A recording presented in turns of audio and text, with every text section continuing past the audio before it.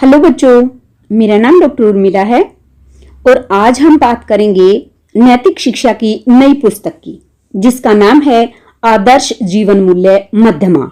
इस पुस्तक में कुल 18 अध्याय हैं जो कक्षा 9वीं और 10वीं दोनों के लिए हैं। इस पुस्तक के प्रथम अध्याय से 9वें अध्याय तक 9वीं कक्षा के सिलेबस में होंगे और अध्याय 10 से 18 तक 10वीं कक्षा के सिलेबस में हैं। पाठ 18 संकट में बुद्धिमानी। इस वीडियो के तहत हम पाठ 18 के प्रश्न उत्तर करेंगे। शुरुआत करते हैं प्रश्न नंबर 1 से। लोमश बिलाव के जाल में फंसने पर पलित निर्भय क्यों हो गया? यहां पलित चूहे का नाम है। उत्तर है लोमश बिलाव के जाल में फंसने पर पलित चूहा इसलिए निर्भय हो गया क्योंकि अब उसका शत्रु लोमश बिलाव न तो उस पर हमला कर सकता था और न ही उसे मार सकता था, इसलिए वह निर्भय हो गया। प्रश्न नंबर 2 है, चूहे और बिलाव के बीच क्या समझौता हुआ? उत्तर है चूहे और बिलाव के बीच यह समझौता हुआ कि बिलाव चूहे की उसके दुश्मनों नेवले और उल्लू से रक्षा करेगा और इसके बदले में चूहा बिलाव के बंधन काटकर उसे चांडाल से बचाएगा। प्रश्न 3 है, चूहे ने बिलाव के बंधन काटने में जानबूझकर देरी क्यों की? उत्तर है चूहे ने बिलाव के बंधन काटने में जानबूझकर देरी इसलिए की क्योंकि वह जानता था कि यदि चांडाल के आने से पहले वह बिलाव के बंधन काट देगा तो बिलाव उसे खा जाएगा, इसलिए उसने बिलाव के बंधन काटने में जानबूझकर देरी की। प्रश्न नंबर 4 है, अपने से बलवान के साथ संधि करने के बाद भी उससे सावधान रहना चाहिए, क्यों? उत्तर है अपने से बलवान के साथ संधि करने के बाद भी उससे सावधान रहना चाहिए क्योंकि बलवान कभी भी निर्बल को अपना शिकार बना सकता है। इस कहानी में पलित चूहा ताकतवर बिलाव से संधि करके भी सावधान रहा, तभी वह अपनी सुरक्षा करने में सफल रहा। प्रश्न नंबर 5 है, क्या चूहे ने बिलाव की चिकनी चुपड़ी बातों पर विश्वास न करके समझदारी का परिचय दिया? हाँ या नहीं के पक्ष में विचार करो। उत्तर हाँ, चूहे ने बिलाव की चिकनी चुपड़ी बातों पर विश्वास न करके समझदारी का परिचय दिया। यदि चूहा बिलाव पर विश्वास करके उसके बंधन चांडाल के आने से पहले खोल देता तो बिलाव चूहे को खा जाता। प्रश्न 6 है, अपने स्वाभाविक शत्रु से संकट में किया गया समझौता मित्रता का आधार बन सकता है या नहीं? अपने अनुभव के आधार पर बताओ। उत्तर अपने स्वाभाविक शत्रु से संकट में किया गया समझौता मित्रता का आधार नहीं बन सकता। संकट में कुछ समय के लिए शत्रुता के भाव को दबा तो सकता है, लेकिन हमेशा के लिए मिटा नहीं सकता। लोमश बिलाव की पलित चूहे से जो मित्रता थी वो संकटकालीन मित्रता थी।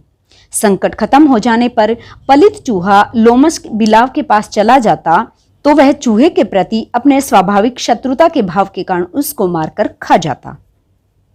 इसलिए स्वाभाविक शत्रु के साथ संकट में किया गया समझौता मित्रता का आधार नहीं हो सकता। इसी के साथ इस पाठ के बड़े प्रश्न उत्तर समाप्त हुए। अब हम इसी पाठ के छोटे प्रश्न उत्तर करते हैं।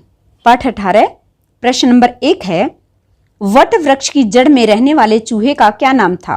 उत्तर है पलित। प्रश्न 2 है, पलित चूहा कितने दरवाजे वाले बिल में रहता था? 100 दरवाजे वाले बिल में। प्रश्न नंबर 3 है, निम्नलिखित का सही मिलान करें। हम इनका अलग अलग प्रश्न भी बना सकते थे कि चूहे का क्या नाम था, बिलाव का क्या नाम था, नेवले का क्या नाम था, उल्लू का क्या नाम था और चांडाल का क्या नाम था। यहां हम इसका सही मिलान करते हैं। चूहे का नाम था पलित, बिलाव का नाम था लोमश, नेवले का नाम था हरिण, उल्लू का नाम था चंद्रक और चांडाल का नाम था परिधि। तो हमने ये सही मिलान कर दिए। प्रश्न नंबर 4 है, चांडाल वन में अपना जाल कब फैलाता था? सूर्यास्त होने के बाद, ताकि अंधेरे में सभी जानवर उसके जाल में फंस जाएं। प्रश्न 5 है, चांडाल जाल बिछाकर कहां सो जाता था? झोपड़ी में। प्रश्न 6 है, संकट में पड़े बिलाव ने किसकी बात मान ली? उत्तर है चूहे की। प्रश्न 7 है, वृक्ष पर चूहे का कौन सा शत्रु बैठा हुआ था? उत्तर है चंद्रक नामक उल्लू। प्रश्न 8 है, जाल के बंधन में कौन ऊब गया था? उत्तर है बिलाव।